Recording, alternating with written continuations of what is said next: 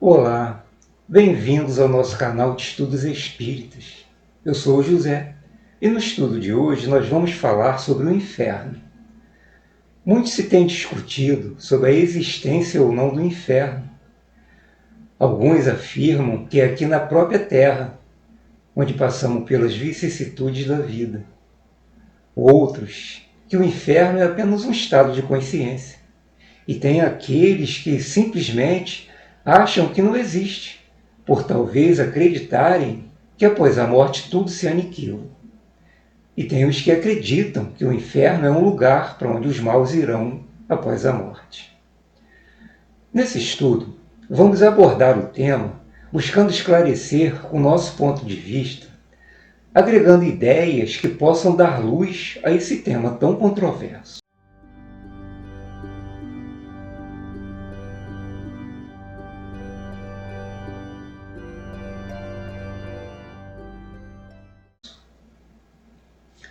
Deus outorgou a posse da sua criação ao espírito imortal e deu a ele a liberdade através do livre-arbítrio para que construísse nesse vasto continente cósmico de acordo com suas necessidades exigirem, criando-se assim as regiões espirituais.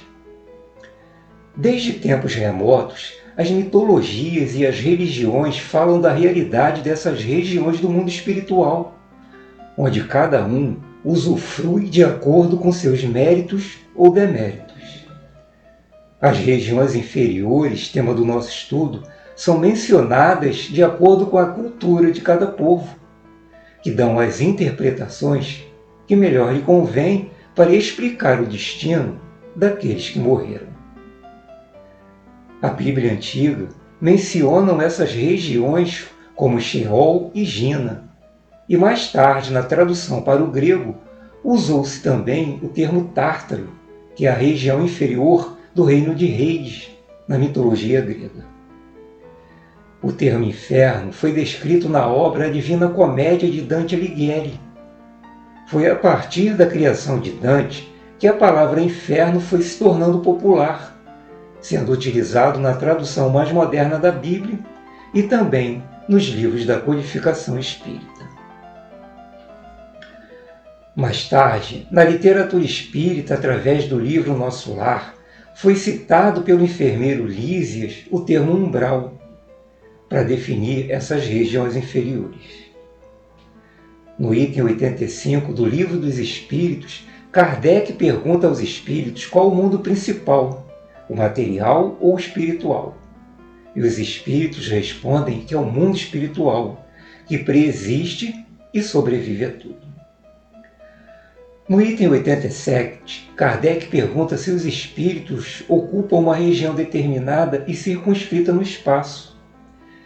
E eles respondem que estão por toda parte. São os instrumentos que Deus se serve para a execução de seus desígnios providenciais. São bem claras as respostas dos espíritos sobre a existência do mundo espiritual e suas áreas restritas. No item 279, Kardec pergunta se todos os espíritos têm reciprocamente acesso aos diferentes grupos ou sociedades que eles formam.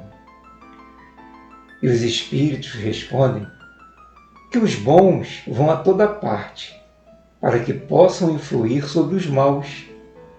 As regiões que os bons habitam estão interditadas aos espíritos imperfeitos. Quando os espíritos respondem a essas perguntas de Kardec, eles falam de regiões que os espíritos habitam.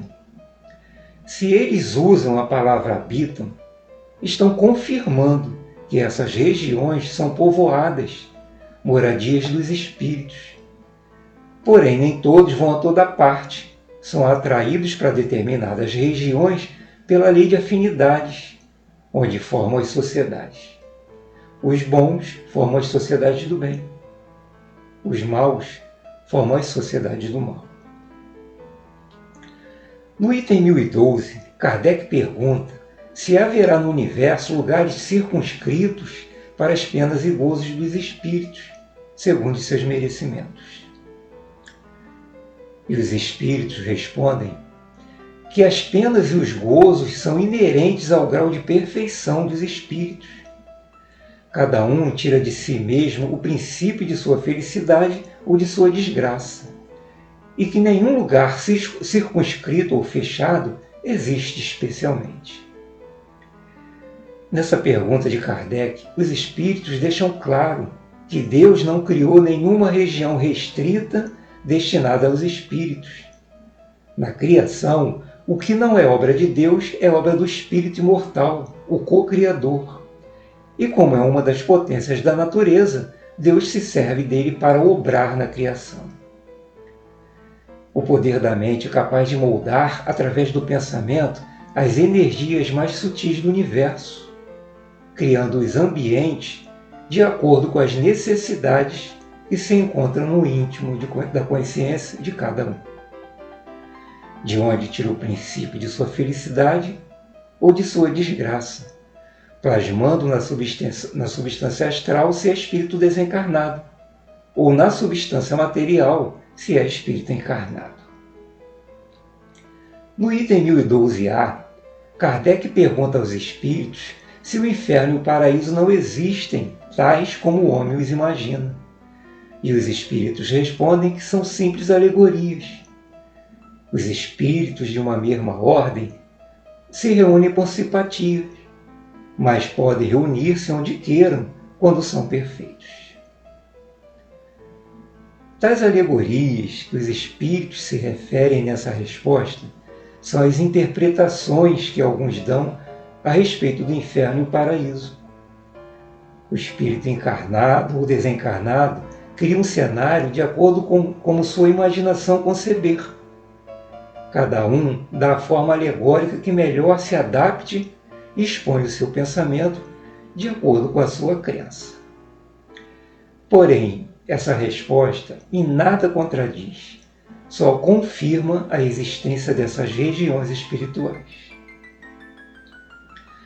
Os espíritos imperfeitos, quando desencarnam, conservam uma parte de suas ideias terrenas e, para dar suas impressões, se servem dos termos que lhes são familiares. Acham-se no meio que só imperfeitamente lhes permite averiguar. Preso às formas aparentes do mundo material, eles não definem muito bem a vida além da matéria, confundindo muitas vezes uma natureza com a outra, trazendo reflexos das interpretações do mundo espiritual em referência ao mundo material. São variadas as interpretações alegóricas, porém, em todas as citações, essas regiões são descritas como reais. Várias passagens na Bíblia comentam sobre o destino daqueles que transgridem as leis. O próprio Jesus menciona diversas vezes essas regiões inferiores, alertando aqueles que não seguem uma vida de retidão, baseada nas leis divinas. Nas mitologias dos povos pagãos, também citam essas regiões como o destino dos homens maus. Assim como no Espiritismo, traz os relatos daqueles que depois da morte se viram enovelados nessas regiões de sofrimento e dores.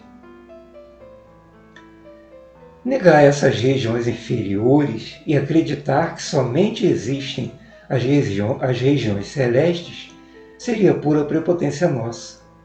Negar o mundo espiritual é também negar o mundo físico, que é o reflexo trazido na mente dos espíritos reencarnantes, idealizando um mundo terrestre cada vez mais aperfeiçoado.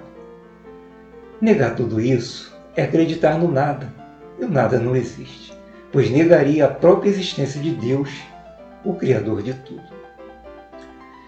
E assim terminamos o nosso estudo. Se você se identificou com nossas ideias nesse estudo, se inscreva no nosso canal e acompanhe nossas reflexões e novos vídeos. E não esqueça de compartilhar com seus amigos e amigas. Com certeza, também vão gostar. No próximo vídeo, falaremos sobre as regiões do umbral. Até o próximo vídeo.